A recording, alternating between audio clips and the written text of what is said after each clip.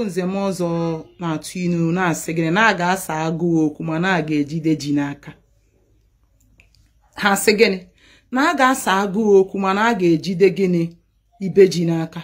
Igbo mụrụ nze m ọzọ ekene m na-ekene nwoke ekene nwaanyị. Biko vidio abụrụ ka m mee vidio nọ maka for ụbọchị mkpụrụ one gara aga kịta anọ m n'ụzọ ije maka ejere maka gbasatara azụmahịa m so enwebeghị m ohere baa na di ya nene ihe mmadụ dere.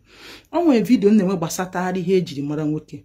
Womanụ chat ya m kọbara m ihe na-esere ya na nwunye. Mkpọkwa the lady with my credit mo ga-enwe ike mee udo n'etiti ha mgbe nwoke gwacha m. Mechapụ nwaanyị bịazie na di ya m wee dee nonsense. Gekwe m ntị. Maka gị bụ nwoke na-akwado ịnụ nwaanyị zerekwa ndị wu di m lọ ọhụ. Ifuru ndị wu di m lọ ọhụ ịgbacha tụfuo ihe iji. Kedu ndị bụ ndị di m lọ ọhụ? Ndị bụ di m lọ ọhụ onwe ihe iji bata marriage. Ọ bụghị aka ọrụ ka iji. Ese na ị gakwara akwụkwọ according to the lady. Ọ bụrụ nkụzi. Ị ga-ebidoriri from ofu ebe. Yes. Ọ ga-agago mgbe a na-azụ oriakụ. Ekwugharị ọnụ ụfọdụ bịa na di ya mọsị mee Kubana ji mee nka ọ gbakwara gị ka Obinna ihe egbu si wee bido. Obinna ihe egbu was selling mama put with nwanne ya nwoke. Aike ihe egbu. Onwe onye amara maka ha. Adanne ha so wee kwụba ha nke a na-akpọ Bilikishos. Na-arụ na Zenith Bank then. Before then Obinna egro to go this. Ọ gwakwara gị no mama put sports ka ọ na-ere. Mgbe nwunye bịara mgbe akọrọ ebere call to buy je ju okwurie n'ọnụ ọ bụ nke dem se mana o nwere ike ọ bụrụ gị nwagoro ụlọ ka onye na-ere mama puspos bịa na-agbado onwe ike ịjụ maka ị na-enejere ego anya biko ọ bụrụ ihe m bịara iko ị ga-enwe something n'aka. Marriage abụ ọsọ ihe gbasatara ara na ike na ọmụmụ. Nna m tụrụ m ilu mgbe ọ na-agwa ụmụ nwanne ya nwoke okwu ọ sị ha gịnị ihe sọrọ ikpunya tọọ ụtọ ọrụ dị na ya karịrị ụtọ ya. Imechakwa na maka ara na ike ene ha anya nwunye gị jikwa dị sexy nwa ashawo vibes. Time will come you might notice all those things. Ya na chọkịta bụ onye ga-help onye ga-etinye aka to build home. Ihe soro Obinna ihe gbunya nwee ta ebere so na the foundation of that money honor here. Yes. And the most women under the so bụ ndị enwere ihe ha pasita. See from wretched home. Inwe got ịbịa na my DM na akọfusi akụkọ. Inwere ihe iji. Onye jigode MCE na-eje chọrọ private school teacher na arụgoro sị ya bụrụ 1 naira ka na-akwụ gị ebe a because you have to start from somewhere. Iwe nwe got ịbịa na agbawasị ọnụ. Ma nwoke nwere nsogbu just for a while. Push carry okay, the man will just break down. What did work dinner one? Yam ne cook and did him long. Or did I work dinner one? Puri kekabiar, oh, bianguri butu tunkeni.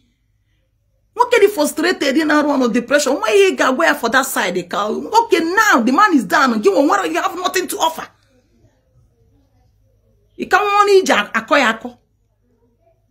Ana me kwene ekusi ike. Nwanyo ije no nwanye ifuru ndị di m lọ ọhụ ma ọ bụ ndị nwunye m lele utu ọwụ di ọwụ nwunye ị ga-enweriri ihe iji n'aka. Yes, you must be doing something. Ụtụtụ chief onye ọgbọ na-awụ arụ pụọ. Nigeria economy kita nwe ka ọ dị. Ị ga-enwe ihe iji.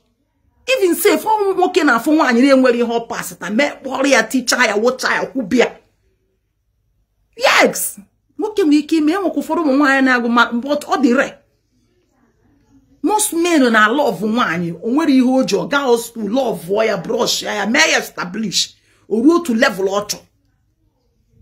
Bịa na akọ akakọ na akọ na madam ọ bụ na inu juo na iburu akpa gị na be nna gị. Unu enye onwe unu space iji zuo ike ịpụtakwanụ street try kwanụ street nene ka street dị. Now ịgbagoro street for 3 months inenezi ihu inene azụ inene di maka na gịnị mere nwaanyị nọdụ na di ndị ga-anụ ya akarịa nwanne iburu akpa gị mapụta n'ụzọ nwekwa onye dị serious. John Joloko ka na-atụ abi widow I go tell you John Joloko ka na-atụ ekwugo m ya Single motherhood bụ just photocopy. Widowhood bụ the real copy. Iburu ewido anya gị niile abụ anya before you know it iruan. E wasa de ka kerosene. Otu akọrọ kwa gị bụ single mother. Mana iji ka aja du mmasị ya ba jeba wodo jeba Abuja. Na digi nwe ike na echa anya echi decide kwa to call you back. Mana aja du nke ya bụ go gone and gone forever. Video abụrụ video nchọ ka mme mana ka nkọwara gị ihe na ama. Ị bịara ụdị 30 years old dịka gị. Isi na egoro NCE go and je chọrọ ọrụ private school na ma ọ bụ na ịma ya ahụ egoro ọfụma. Ịchọka nwa mmadụ nwụrụ. Oke na anakata nwee nsogbu break it down. Ya ka chịkọta the man. He was doing perfectly well before. Agwa na anakata nwa nwoke n'aka. Na nwa izizi. Ka ije ọsọ na agbakeri ana na-ebusa dị what gịnị na-eme. Gịnị na-eme ya? Ọ dị ihe nshinshi ji nya jikwa na ọ dị ihe nshinshi ji. Ọ dị ihe nshinshi ji nya ji ya.